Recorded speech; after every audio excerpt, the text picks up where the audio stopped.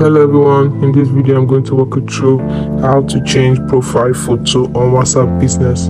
First thing is open up your WhatsApp app.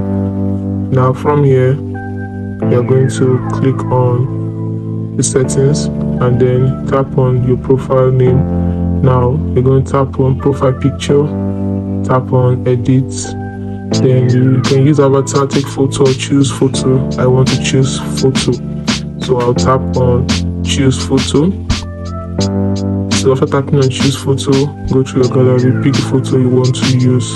Let's say I want to use this one, so I pick this particular one, click on choose, and now give it 3 seconds to update. I've updated.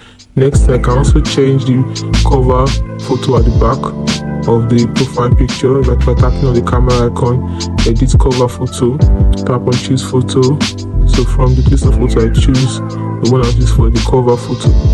So I've picked it, tap on choose. Next I'm going to tap on choose and give it 3 seconds to save, and now it's going to change at the back, and that is how to do it. Just as simple as that.